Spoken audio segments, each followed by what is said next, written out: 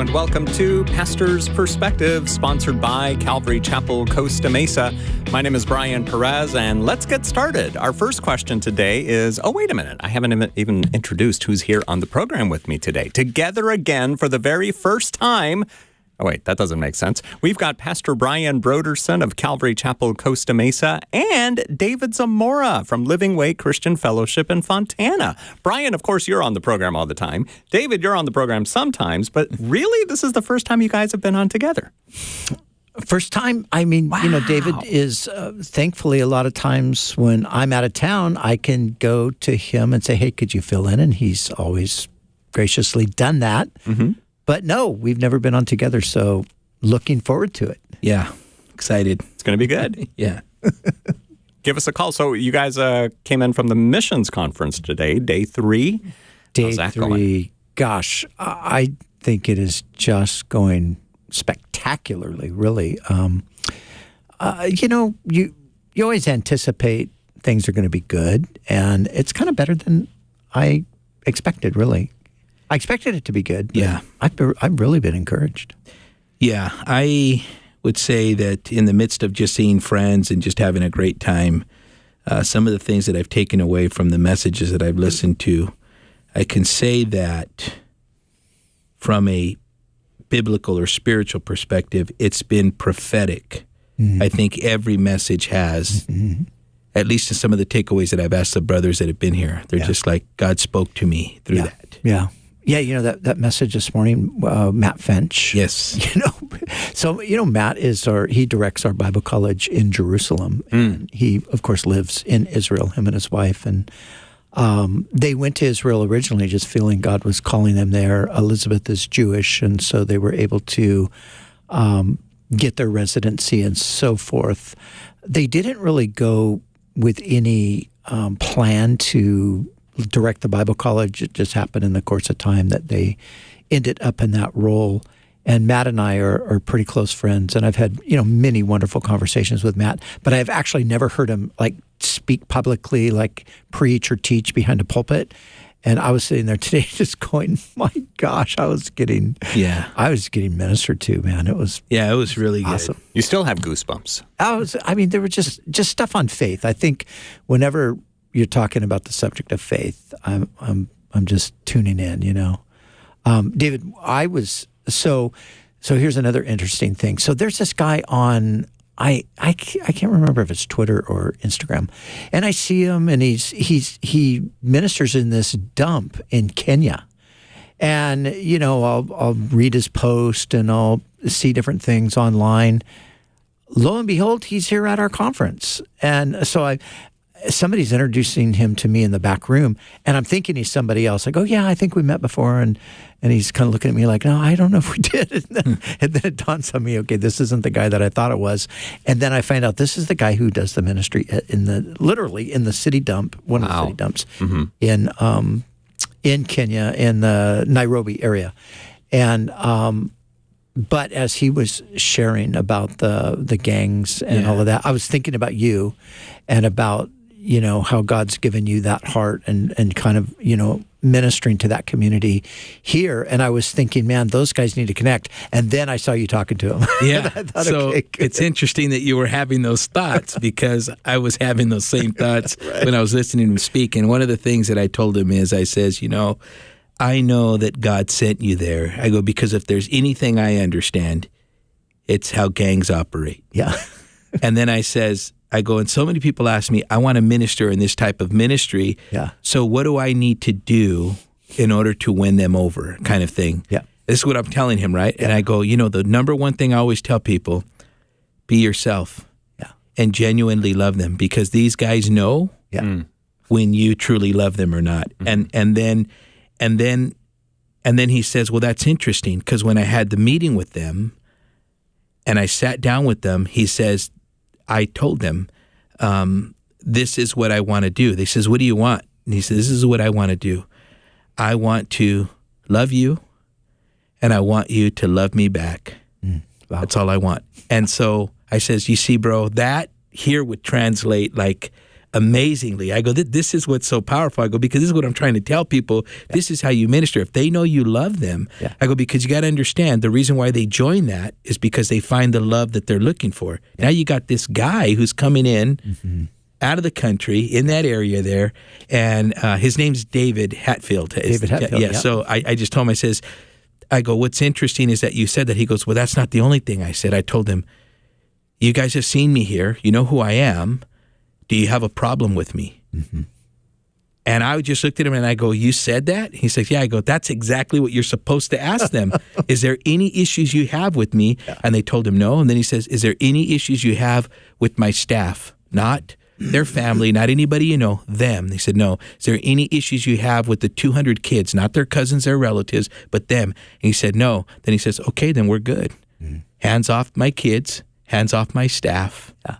And I says, that was all the Lord. So that's why it's just amazing. Anyways, I got to get him out at the church.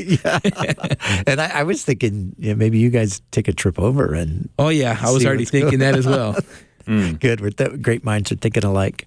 Okay, so tomorrow, so this is a missions conference that we've been doing since Wednesday, and we'll finish it up tonight. Anybody locally would want to come out tonight and hear the final session, that would be great. But tomorrow is Missions Day. So the whole day at Calvary, or I think from 9 to 3, we'll have missionaries from all around the world set up their booths. Maybe some ethnic food, maybe, some maps of where they're at and little trinkets and things, what they're doing. So it's a great opportunity to come out to meet people. If you have any interest in missions at all, this is a place to come and talk to people who are actually out there doing it. And so we want to invite you, our listeners locally here, out to come and be part of that. We've got a couple speakers tomorrow. But the main thing is going to be just connecting, with the missionaries. But we got a wonderful speaker. He is from Beirut, Lebanon. And we met him a couple years back in the Middle East. And God's just doing a really amazing work through him and his ministry. His name is Nabil Kosti. And I'm looking forward to his message. And then Rod Thompson, who's a dear friend. Rod's just spent the last 3 years in Europe. Rod lived in Europe for almost 20 years, but he came home, went back. He's just returned, and he's going to bring us a kind of the closing word. So if you're listening, you're a missions person, or you want to be a missions person, you have some interest, or you're a mission pastor or senior pastor, and you want to get more of a vision for what God's doing around the world, join us tomorrow, Calvary Chapel, Costa Mesa, 9 to 3.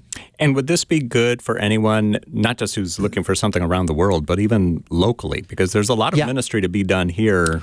Well, and this is one thing that we all realize, right? David, you're doing that. We're doing that. Yeah, this is what I like about the word missional. The word missional kind of implies that you're on mission wherever you're at. If you're in Santa Ana, you're on mission. If you're in Nairobi, you're on mission. If you're in London, you're on mission. Yeah. So yeah, we're on mission wherever we go.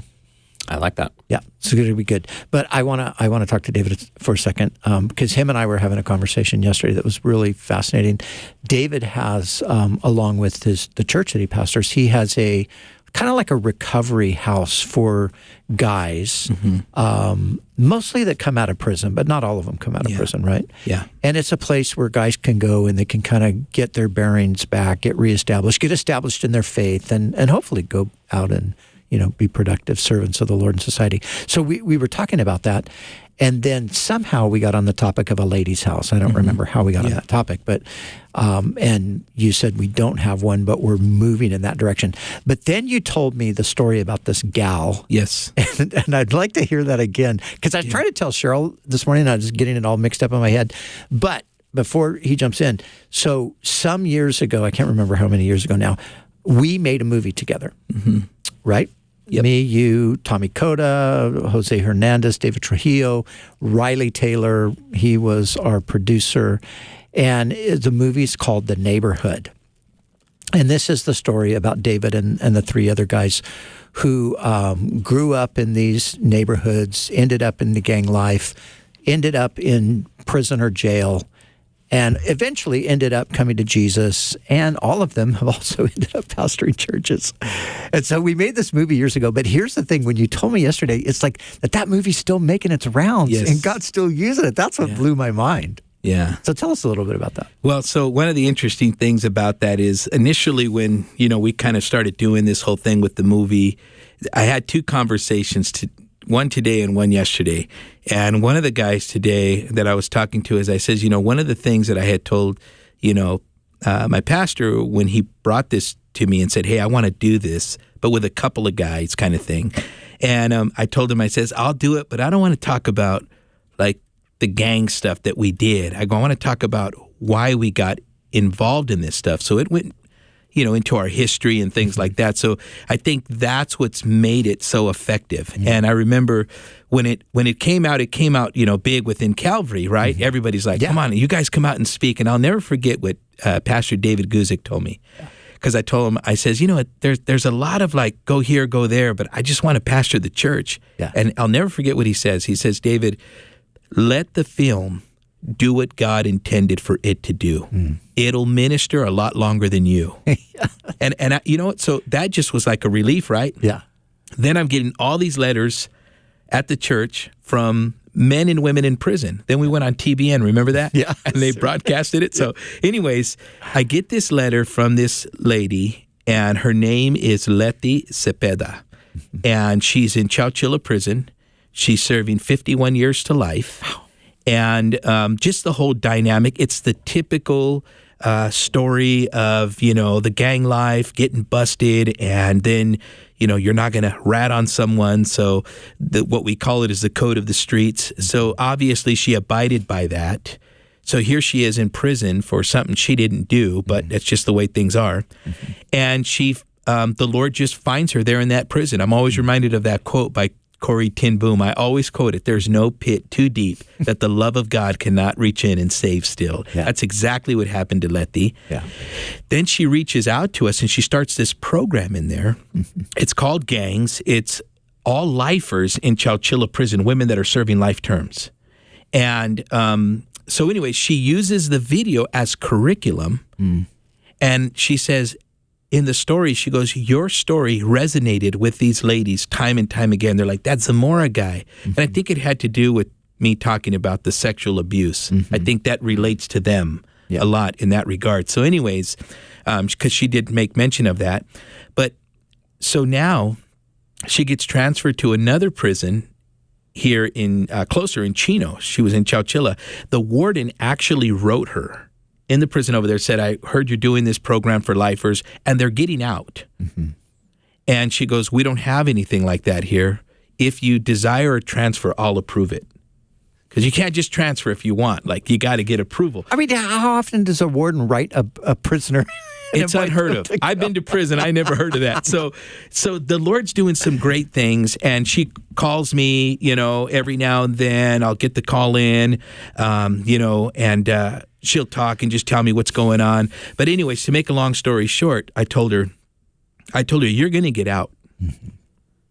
We're seeing more lifers coming home like crazy. You just met my uncle who's here, and 40-some years of his life in prison, and the last term, 25 years, and he's here at the missions conference, and he's not supposed to be out, but he's here. Yeah. So I see that with her, and I remember, I'll never forget, I told her, when you come home, I says, it'd be cool if you came home in our area because I want you to run our women's home. Yeah. She says, well, then that's what I'll shoot for. I'll run the women's home when I come out. So, however this all works out, we're ready now as a ministry to open up a women's home and start doing what we're doing, getting these women who are lifers, get them in our program for a year. And it's just a great program because you get a little bit of college under them, hands-on ministry. Yep. But it also has that element of like recovery home because we'll take guys in that are struggling. But it's always the ones that come in from serving a life term that can really help these guys that are struggling on a regular basis, So it's just an awesome ministry. And like you were saying, it is hard for a person who's been in prison for a long time to come out and have anywhere to land, really, right? No, this is something I think a lot of times we forget. So in the 90s, when the 3 strikes law came out, I mean, guys were getting 25 to life. Gang enhancement, 35 years to life. There's men that are still in prison today. When I went to prison that got these life terms, they're coming out now. Here's the interesting thing. Their wives have remarried. Yep. Their kids are calling somebody else dad.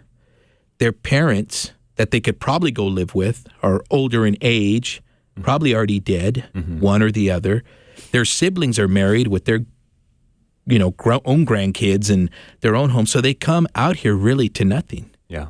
And even their whole, the pre-release program that they have them do, our judicial system, our CDCR is just, it's not rehabilitation. It's just housing until your time's done. So they come out to quite a bit of chaos. But if they've been in the faith, that they've been serving the Lord in there, there's another element that's good. All the schooling's good. The Bible college is good. But then they feed them this thing like, we're ordaining you. They get ordained when they come out. They're not coming out to a church. And no church is going to say, hey, you could be the pastor here. So then they go through this whole cycle. So what we try to do is tell them, hey, relax. You got a whole year. Just sit and receive, learn some hand-on experience, and then we have business owners in our church like HVAC and construction work, and they give them good paying jobs, and you see them get back on their feet. Then they get married. Yeah. It's an amazing thing. Yeah. Yeah, and sometimes, like you said, I think the average person doesn't understand all of the dynamics that are involved in this sort of thing. So that's so good. So with the women's facility, so maybe there's somebody listening today that says, I have a heart for that. I'd love to see something like that happen.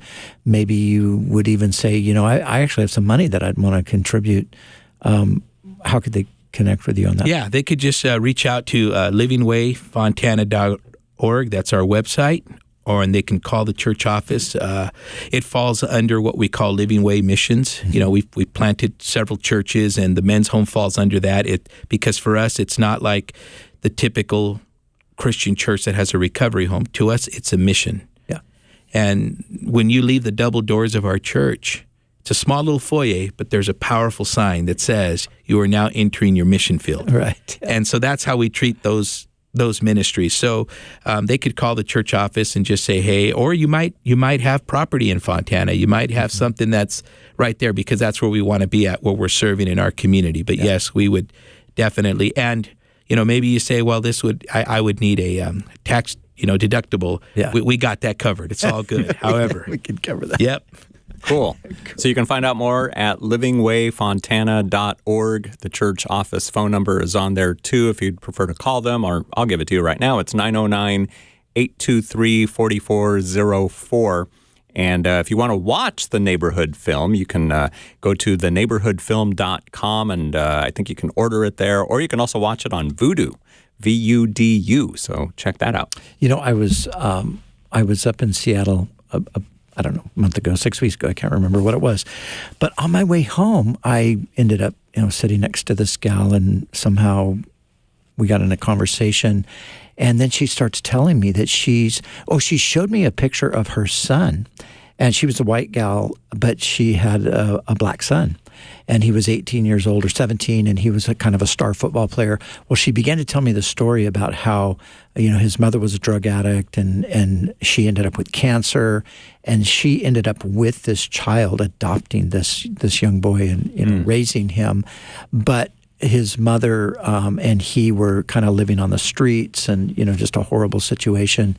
So that really got her involved in ministering on that level, and she started some kind of an organization, and anyway, it was just amazing.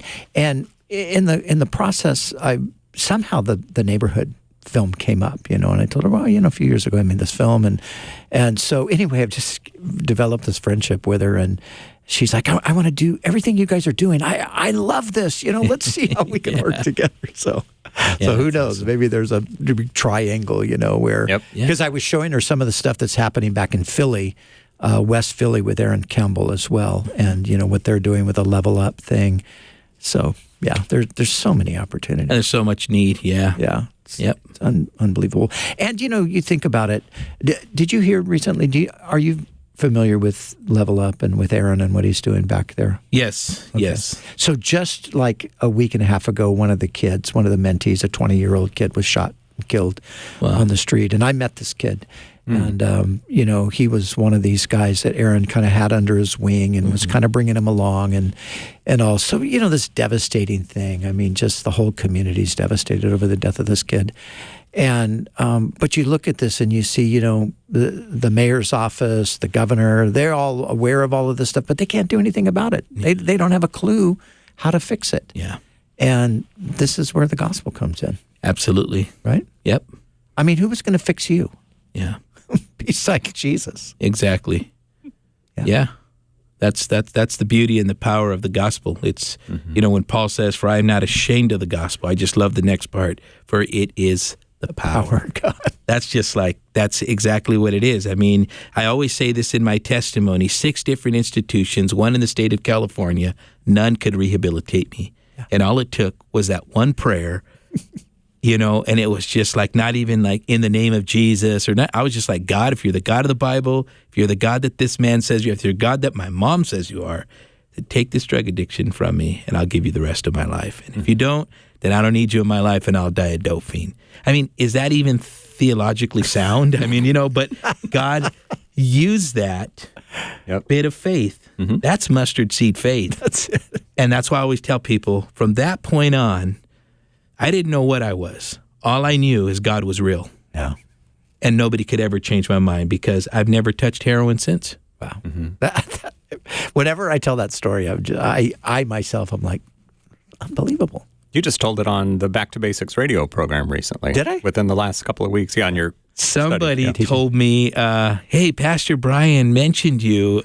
This, I go, maybe, I don't know, I wasn't tuning in, but yeah. Yep. But yeah, so it was then. Yeah, it was on the Back to Basics. when I was in England recently, I was doing kind of more of a lecture type of a thing, but I was talking about kind of evidences for the truth of the gospel, and I was talking about the one evidence that we sometimes forget to include, which is just as valid, and I think it's even, in a sense, it's scientific. It's the changed lives. It's scientific because you have all of these experiments that you see over and over again, all of these components together producing the same thing. Yeah. So what's the common denominator? It's Jesus. Yep. Sin, wrecked life, Jesus comes in, life gets repaired. Yeah. So I was talking about you in England. Oh, wow, cool. You're world famous. Yeah. All right, give us a call at 888-564-6173. It's Brian Broderson and David Zamora answering your questions today till 4 p.m. Pacific Time, 888-564-6173. Here's a question from Facebook before we get to the phone calls. Jonathan sent this one in. Is it correct to pray and ask God to send angels to help us? I've heard people pray this, and I felt odd about it, thinking that God would be the one helping us. What do you guys say? David?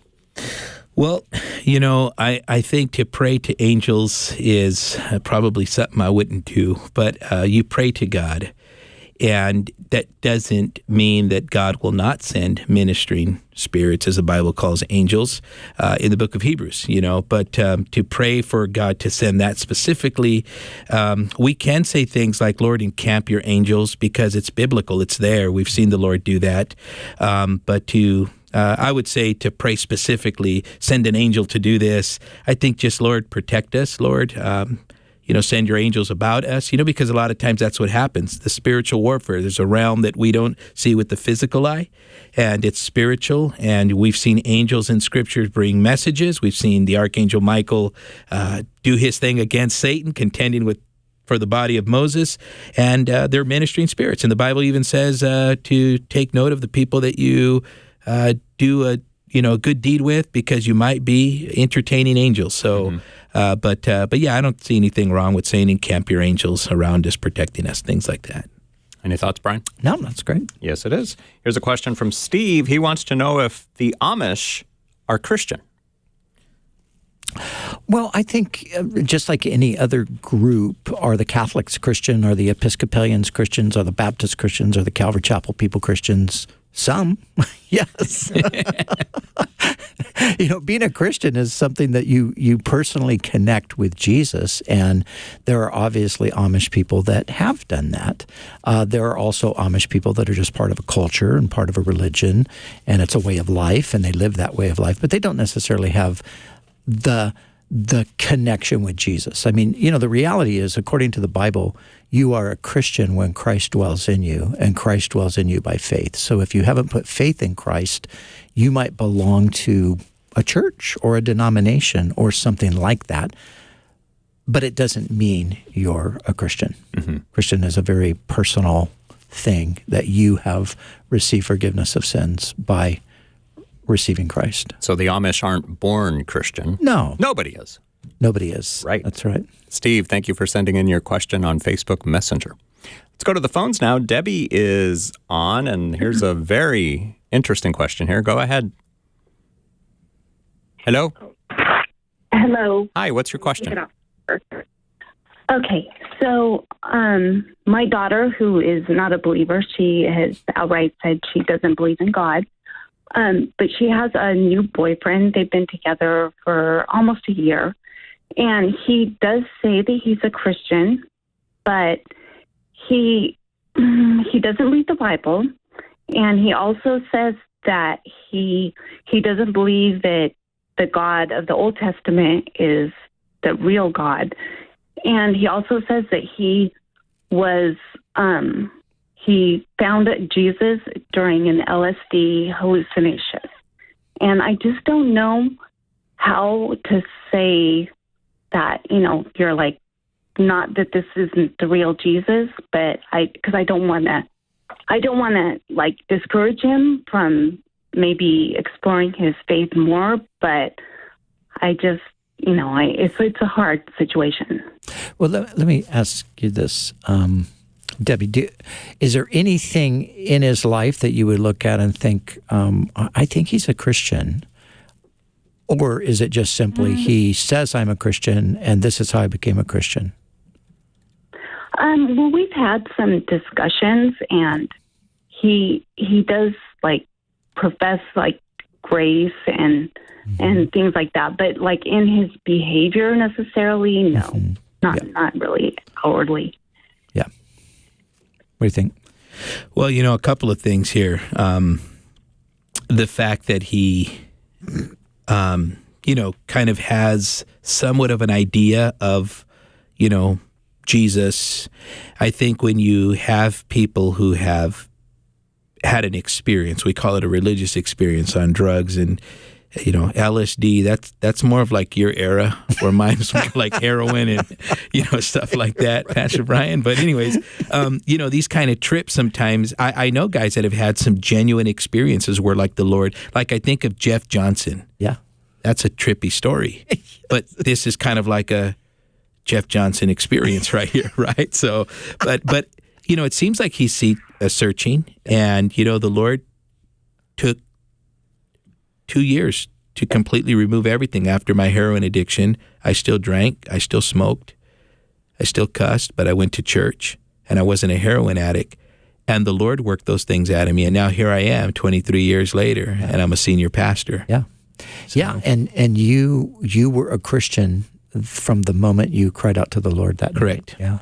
Yeah, and I think that's important to remember. And we're not saying one way or the other whether he actually is a Christian, but maybe rather than kind of taking a negative perspective on where he's at, maybe even try to cultivate just through conversation. Yeah, hey, absolutely. Let's talk about this a little bit.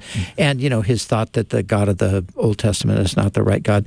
Well, there are Christians that have believed that, and they were incorrect. Yeah. But that's something that comes along with growing and maturity, Absolutely. discipleship, and things like that. So, so who knows? Maybe the Lord is doing something there, and maybe it'll emerge as time goes on.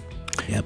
Time for our break on Pastor's Perspective. We're here for another 30 minutes or so give us a call with your questions. We've got Brian Broderson and the world-famous David Zamora answering your questions today at 888-564-6173, 888-564-6173. If you're watching on Facebook, YouTube, or TikTok, we've got the number right there on the bottom of your screen so that you can call us, 888-564-6173. Grab an open line. We'd love to talk to you.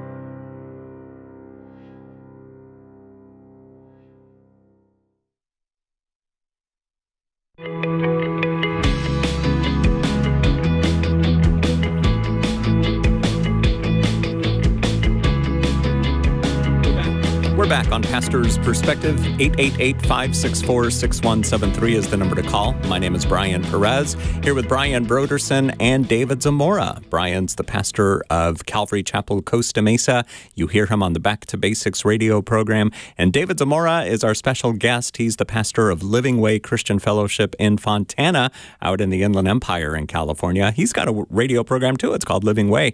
And you can find out more about the church at livingwayfontana.org.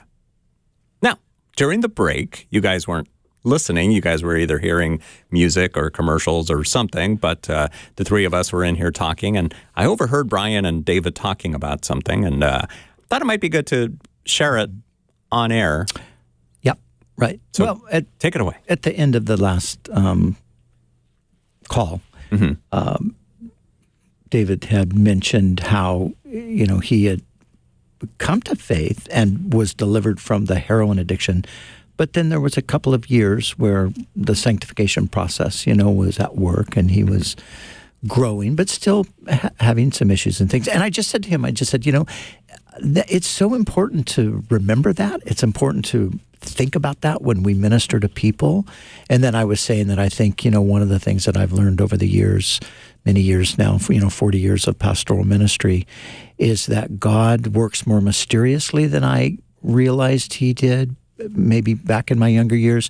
And God is way, way, way more patient than I ever really thought he was, I didn't think he was so patient because I didn't think that I was doing too bad. I thought I was doing pretty good, so I didn't even see any need for God's patience. And then when I would see people who weren't, doing what I thought they should be doing, I would kind of just almost write them off or question their salvation or tell them to either get their act together or head down the road.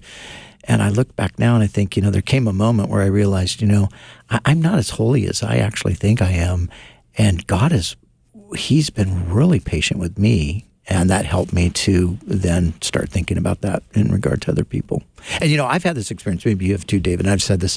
I have had situations where I've gone into an appointment, somebody comes in, they make a counseling appointment or whatever, and somebody's come in, and in my mind I've thought, okay, this person is not a Christian. And so I'm kind of thinking about how, this conversation is going to go.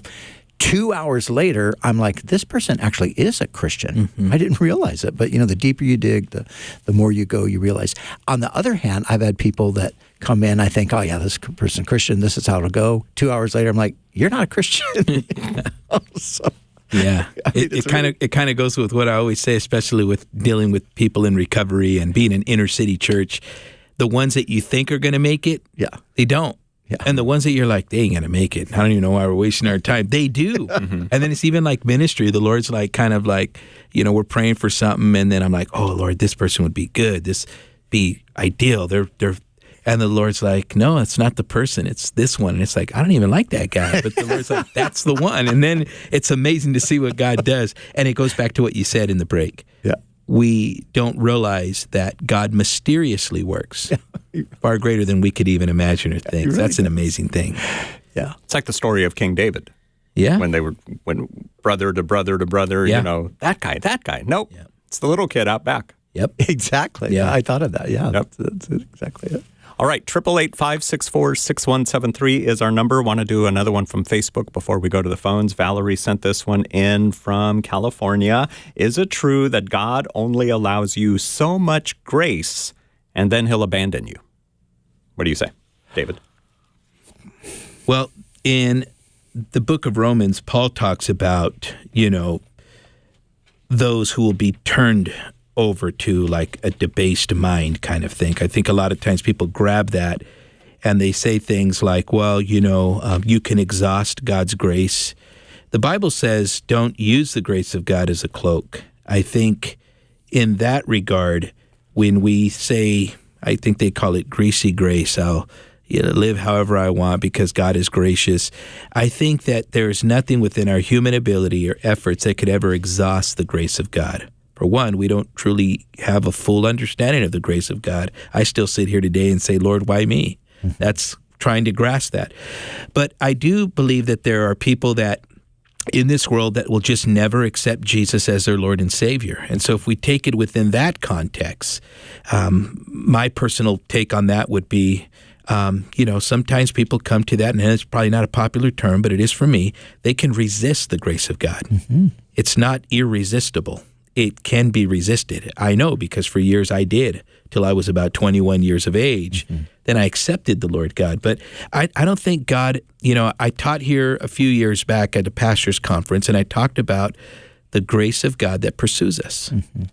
And this is the grace of God. I think it comes to a person when they say, I don't want nothing to do with God, or, I reject it. And we can all relate to that because everybody that's had an encounter with Christ live that life at some point. There's just going to be those people in life that are just never going to accept the Lord. The Bible says the wrath of God is coming against the sons of disobedience. Those are people that choose to reject and resist, and some of them just have no desire to follow the Lord at all whatsoever. But for us who know the grace of God, you can never exhaust it. And the ones who don't know the grace of God, well, they'll never know. Because they don't. So I don't think it's a matter of can we get to a point where God's grace doesn't work no more. No, he's omnibenevolent. Mm-hmm. There's never a point when God is not good. He's always good. His grace is amazing. It's there. But it's up to us to say, Lord, I'm going to sit under the spigot of grace, or Lord, I have no desire for it. Yeah, and there's never a time where a person says, God, I need you, I want you, I'm turning to you, and God says, sorry, it's too late. You exhausted my grace. There's no more grace available to you. There's never a time for that. And even as a Christian who maybe backslides or, whatever the case might be, maybe gets caught up in like a whole lot of legalism or something. Yeah. Paul, in writing to the Galatians, he talked about the possibility of frustrating the grace of God. He says, I don't frustrate the grace of God. You can be saved, and yet, in a sense, it's not working itself out in your life because of maybe wrong behavior or maybe wrong theology, and you're frustrating the grace of God. But Jesus said this. He said, whoever comes to me, I will no way ever turn them away. Yep. So that's what we can know. It is possible, like David said. Stephen said it to the men on that he was preaching to that day. He said, "You do always resist the Holy Spirit like your fathers did, but apart from that, there's no exhausting God's grace." Good stuff. Valerie, thank you for sending in your question on Facebook Messenger, which is another way that you can get your question answered, though we prefer to hear the sound of your voice. 888-564-6173 is our number, 888-564-6173. Let's do another one from Facebook before we go to the phones. Carlos wants to know about a couple of passages in the New Testament that seem somewhat contradictory. The first one is Matthew 12:30. Which reads, "He who is not with me is against me, and he who does not gather with me scatters abroad," while Mark 9:39 says, "Do not forbid him, for no one who works a miracle in my name can soon afterwards speak evil of me, for he who is not against us is on our side." So, you guys, is that a contradiction there, Mark 9:40 and Matthew 12:30?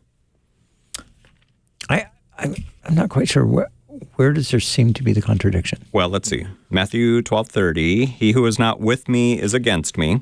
Yeah. And then,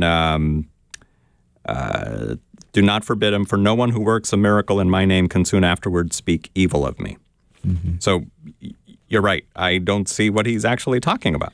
Yeah, I would think that maybe he's stating here in the context of Matthew chapter 12, this is when Jesus is talking about a house that is divided cannot stand, right? Mm-hmm. And then he kind of exposes that because of the religious leaders. He says in verse 24, "Now when the Pharisees heard it said, 'This fellow does not cast out demons except by Beelzebub, the ruler of demons,'" so they're telling Jesus he's the devil kind of thing. And Jesus says, "What profit would the devil gain in working against himself? A house divided against itself cannot stand." So that's the context. Jesus is rebuking the religious leaders here, and that has to do with that. It doesn't have to do with who is not with me, as he's saying here, "For he who is not against us is on our side." This has to do more with when they came to Jesus and they said, "Hey, we ran into these guys, and they're over there doing miracles too, and they don't know you, and they don't know us, and so should we acknowledge or accept this?" And Jesus is like, "Hey, listen, if they're not speaking against us, hey, it's all for the glory of the Lord." So it's like me meeting a brother who we go to the same city, we're both doing ministry, and hey, I might be a non-denominational church, and he might be a denominational church. And we might say, well, I can't work with that guy because he's a denominational guy. And no, the Lord's like, we're both preaching Jesus, man. So if he's not against us, he's for us. It's all good. So I think two different contexts, and no, it's no contradiction in the scriptures. Yeah. Now you know, Carlos.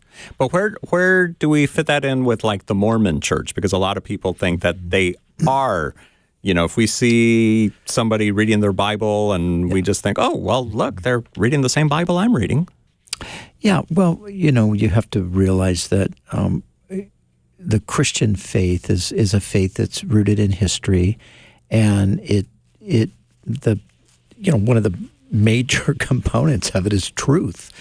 And so the Bible itself tells us, it requires that we believe certain things and we reject certain things. And so when it comes to something like Mormonism, we realize Mormons do not believe the things that need to be believed. They believe things that should be rejected. And so we would, even though there's, many wonderful, nice, family-oriented and, clean-cut and, from the standpoint of society, making a contribution, that's all fine and good, but that's not a Christian. You're a Christian by believing in Jesus, not the Jesus that was made up by somebody like a Joseph Smith, but the Jesus of the Bible. So that's the problem. So you've got to get back to, well, which Jesus are we talking about? What does it mean to be a Christian? It means to believe in the Jesus of the Bible. Yep. Good stuff. All right, let's go to the phones now. We had a complaint call, but it looks like that call went away. Oh, well, that would have been fun to hear. So instead, we'll go to Brian in California. Not sure what the complaint was about, but Brian, welcome to Pastor's Perspective. You're on with Brian Broderson and David Zamora. Is that, you're talking to me? Yes, I am. Yeah, there's 3 Bryans here, so it could be confusing. You can call me Bubba. That's a lot easier. All right, Bubba. All right, Bubba. That is easy. So how can we help you, Bubba? I have a fledgling ministry going for about the past 2 years in residential drug and alcohol mental health residential treatment facility in Costa Mesa. And I go every Sunday morning at 10:30 and do a Bible study there or an apologetics deal. There's a lot of different stuff that goes on there during those discussions, as you could imagine. But I've been doing it for about 2 years. Whoa. Oh, no. Hold on. Did he really? What happened? Probably cut off. Okay, but we get the gist of it, and I think, David, this is a perfect question for you to address, because I think he's asking for a little bit of advice and help. Yeah, so I've seen that it was advice on how to expand. Yeah. So one of the things that I would say is, the fact that he's able to be in a facility like that addresses some other things like mental health and so on and so forth, because that's a lot of what kind of leads to drug use and, so on and so forth, that he's able to take the gospel in there in that type of context is amazing. And Okay, Brian's back. He's back. Bubba's back. Are you there? Yes, I am. Okay, so expanding that, well, I think if that place that you're going into is giving you an open door to do the ministry there, then it's kind of like what we do with ours when we minister in the correctional facilities, and we kind of do the ministry there before they come home.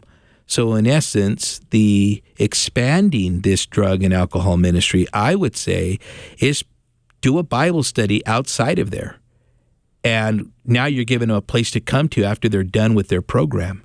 So now it goes from them having They're scattered all over the country. Got it. Well, you could do Zoom in the day of, what we got, this COVID. digital age. Yeah, so you can do stuff like that. There are a lot of people doing that actually right now. That's kind of what they're doing. The Zoom deal, yeah. That makes a lot of sense, too. But as far as bringing it into the rehab facility, they don't mind that I'm doing that because it's optional. Yeah. They support it wholeheartedly, but they have to remain kind of neutral. Yep. I'm aware of that. Yeah. There's a couple of places we have to go into like that as well. Got it. So stay the course, keep praying, work with the 3 guys that I've got right now and see kind of where it goes. Should I try and look for a church organization to get behind this? Yeah, I mean, there's always church. There's a lot of churches, put it to you this way, there's a lot of churches that would love to do stuff like this, but they don't have nobody to do it. You might be an answer to a church's prayer. It is dirty work, brother. It is down in Yeah, the gutter, dirty, spade digging, seed planting stuff. You don't see much of any fruit, but somebody's got to dig the rows and plant the seeds, right? Yep. But so it's not. This ministry is not for everybody. I guarantee you that. It's not pretty St. Andrew's Presbyterian on a Sunday morning. There you go.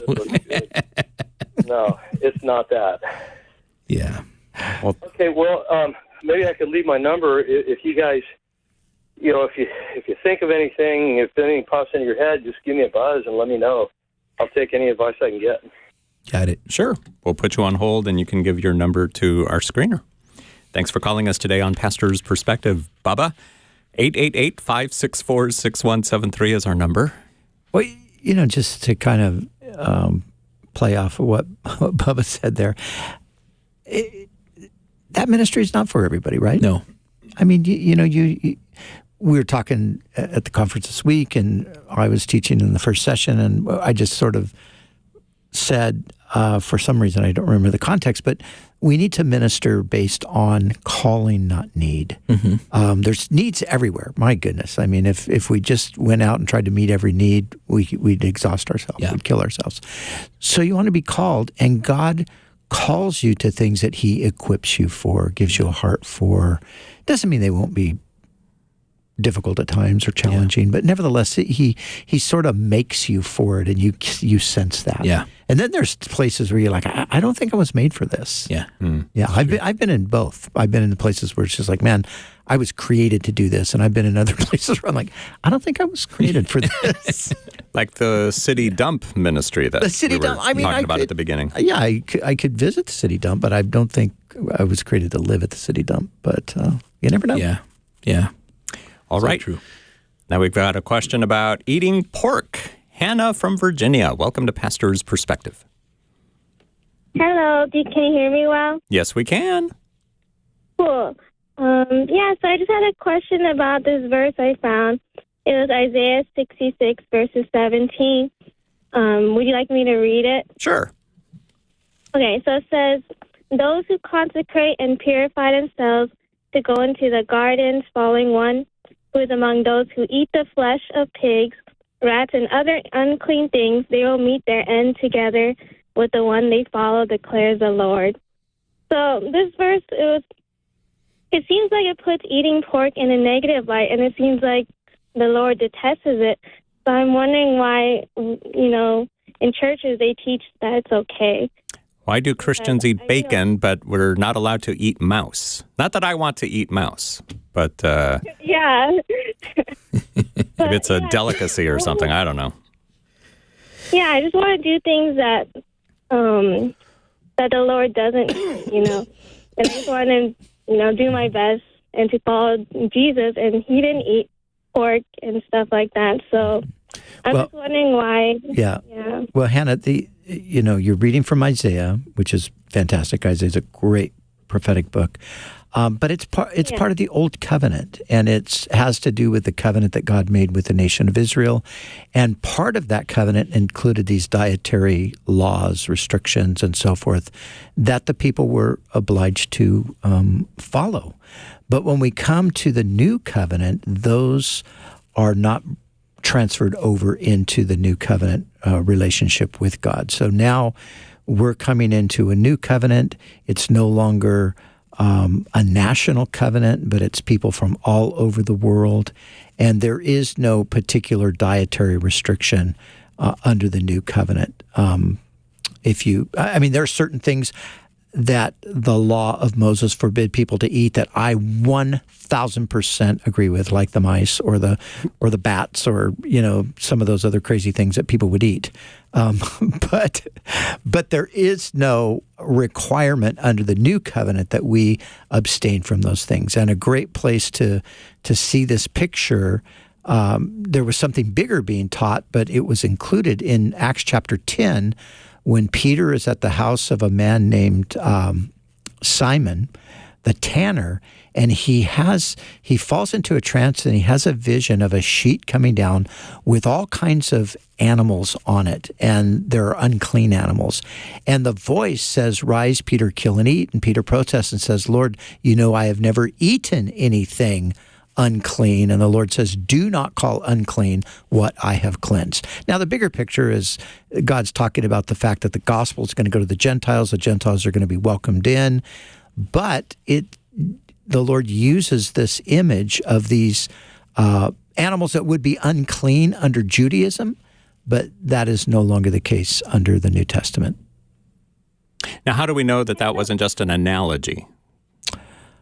Well, it was an analogy, but the bigger picture of the New Testament affirms that it was more than an analogy, that the analogy was based on the reality that we're no longer bound by those things. I think it's Mark chapter 7 where Mark adds a little comment that Jesus actually cleansed all food.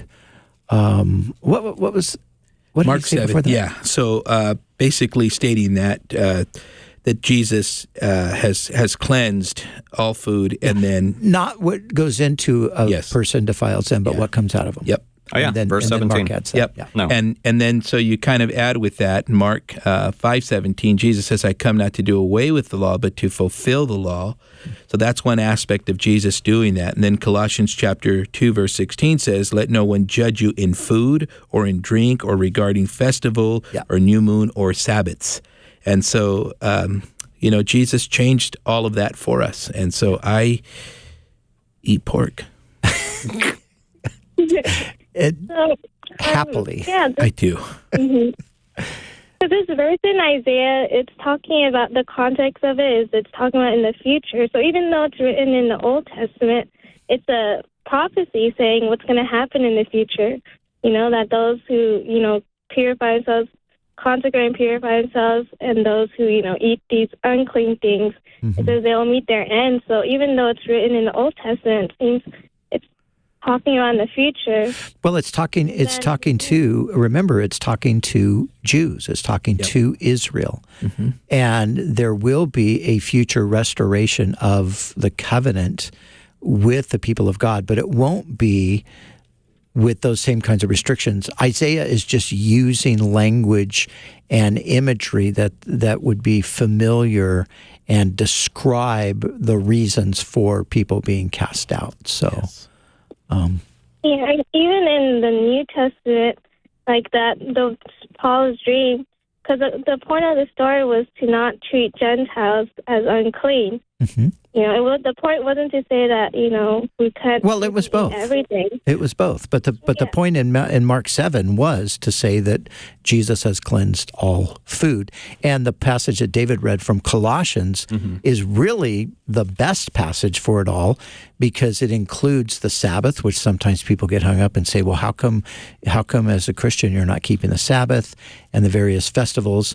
But he says foods. And of course, he's talking about the dietary restrictions. And he says, let no one judge you regarding these things, for they were but a shadow of things to come, but the substance is of Christ. So we're under the new covenant. And if you don't want to eat pork, that's your business, or shrimp or whatever else. But that, just keep it personal and don't judge others if they do. Yeah, totally not. It's just, I don't want to lead other people astray from the word, and I just want to. Yeah, so even in 2 Corinthians 6:17, Paul says, come out from them and be separate, says the Lord, touch no unclean thing, and I will receive you. Even though, so there's. Yeah, well, Paul's quoting again from the Old Testament, and he's quoting, the call from the people out of Babylon. So, okay. Thanks, That Hannah. is all the time we have on today's program. Thank you all for calling. We will be back live on Tuesday. We do have a program on Monday that we recorded yesterday, but the phone lines won't be open on Monday. Call us back on Tuesday with your questions. Sorry if we didn't get to your call today, but great program today. It'll be archived on YouTube, TikTok, and Facebook a little bit later on, Spotify as well, in case you missed any part of it. Brian Broderson and David Zamora, good to see you, man. And we look forward to talking to you guys next week here on Pastor's Perspective, sponsored by Calvary Chapel, Costa Mesa.